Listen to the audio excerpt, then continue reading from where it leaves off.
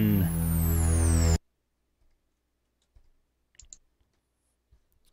Welcome to Podnutz, the computer repair roundtable discussion, where we help you become better PC techs. That's what we try to do here. We have fun doing it. We have a roundtable discussion. We got 3 co-hosts on the show. They're all going to join us. We're going to talk about computer repair topics, and we will see what comes out of it, because we have some very interesting guests on the show, and I think we'll have some very interesting topics for you guys. And starting us off, Eric Ardini from SiliconWrench.com. What's up, Eric? Oh, not much tonight, Steve. Thanks for having me on tonight again. Staying busy. A little slower this week than normal, but that's okay. I just put some advertising in, hopefully to bump up some new back-to-school kind of work, fill it up a little bit.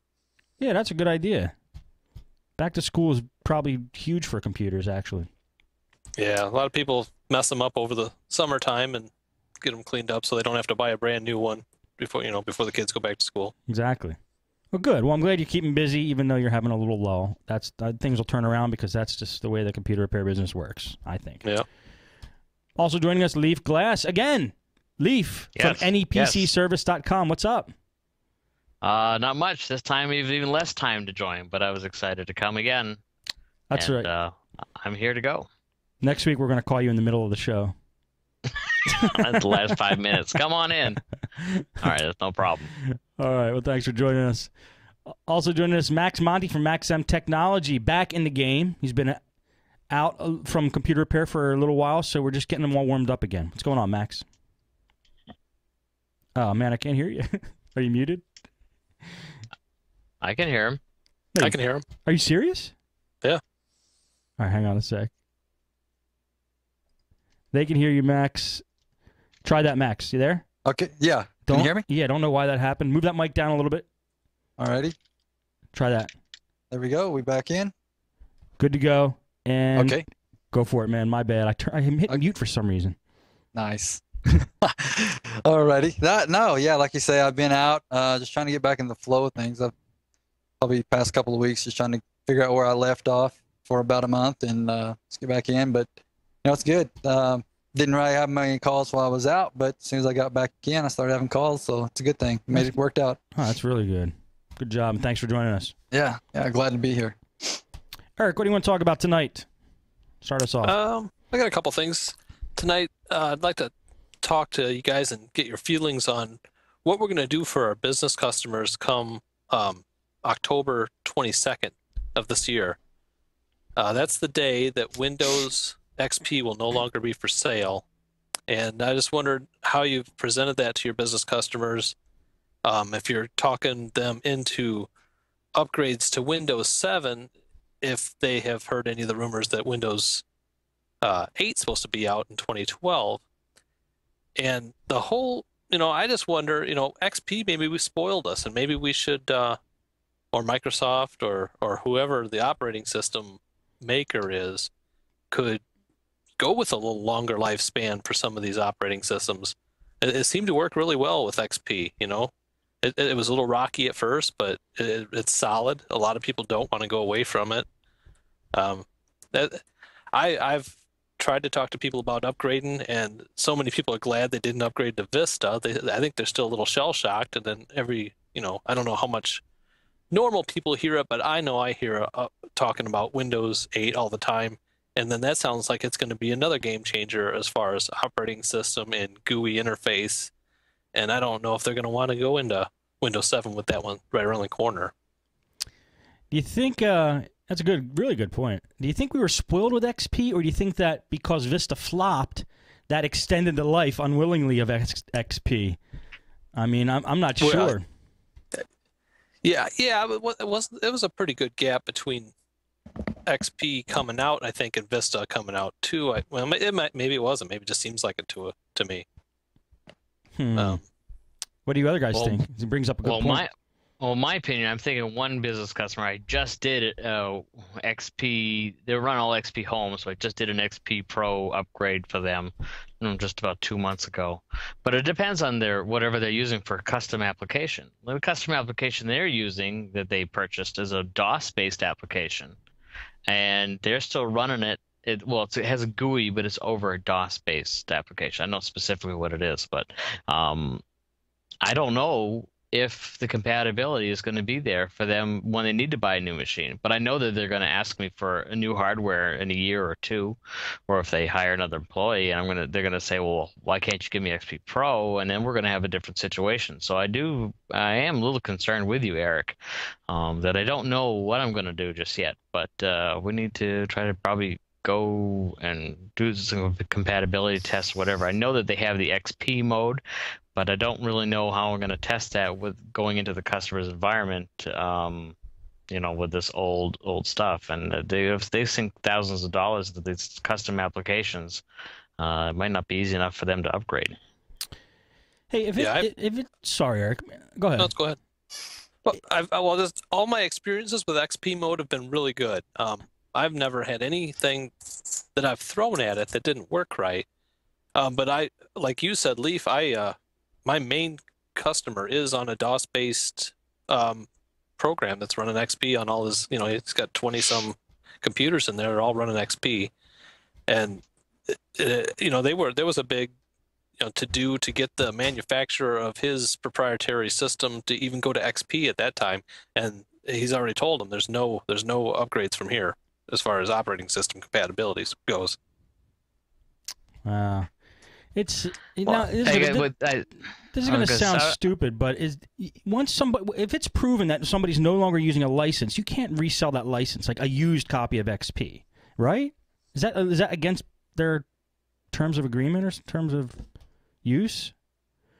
Because there's going to put it on another machine, you mean, or something like that, or? Well, say that somebody's not using XP anymore, and they've had it on their machine and they have upgraded. Is that original XP license sellable? Because I think it depends. I mean, if it's OEM, it has to stay with the machine. So as long as it carries the machine, then it's still good, from what I understand, right? And then a retail is actually, I think, the same thing. I mean, it's for the original owner, and well, I mean, that's the thing. If they're not selling XP anymore, can you get used copies? Are you allowed to buy used copies of XP? Because that might be one of the solutions to you.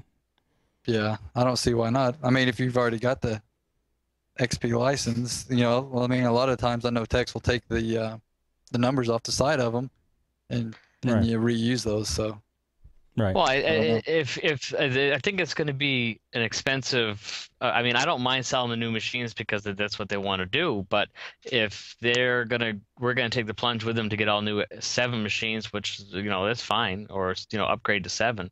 But we're gonna have to work hand in hand with the either upgrading their database applications or whatever to make sure that it's gonna work. Maybe we need to go in there one day and get it, have a 7 machine and see if it will hook up and work with it, and try to do that. Yeah, I guess we maybe need to tell these people to wake up, and 15 years ago it's gone. So I don't know if you could just say that to a business. I don't know if the business customer would want that to you to say that. They might try to find somebody else that's going to work with XP. I mean, their whole business is based off of this. They have something stable that works. I don't know. You're saying XP compatibility mode works well, though. Well, Eric in said my that. test, I don't know. in my test, I've never had a problem with it. But interesting. I don't know. I haven't thrown everything out there at it though either. Right. But then I mean, when's going to be the stopping point? Is the next question is, you can only push it for so long. So I don't know. I don't know if it's it's not our problem. I mean, you could say you should upgrade, and that's fine. But if they say no, you have to be able to provide some kind of alternative. And if they want to add machines to their system and add licenses, there's got to be a way to get them. I'm thinking used. I don't know. And if they're going to business customers, and I don't. It's not really that they don't want to. I think that their vendors who are selling them these proprietary systems are unwilling to. Well, at least in my case, they're unwilling to go the extra work to go into a new operating system and make it work for them. And it's unfortunate because that's going to be an expense. To get 20 new licenses of some brand new software that they've never seen before after they've been running this other stuff for 20 years. They were using this same proprietary system on dummy terminals quite a while ago. They were one of the first ones to even had computers in their shop. So an interesting problem. What do you guys? Because we're just gonna. I think we're gonna hit it. We'll just have to deal with it as it comes. But I mean, we'll just have to tell if they want new machines, and I'll just have to say either the XP is available or it's not, and then we'll have to just go from there. Right. I mean, that's probably what I would do. Any other stuff you guys want to talk about on this, or Eric? Did we kind of cover it? I'll post in the chat room Microsoft's life cycle that I got here. And is there any mention of what they recommend? No, this is just dates that they've set up for when they're ending different things. And actually, their service I think goes on to 2013 for XP, but they just won't sell it after October. Oh, I think okay. they've extended it a couple times too. So I mean, right. You know, I just installed XP on my Mac using Boot Camp the other day.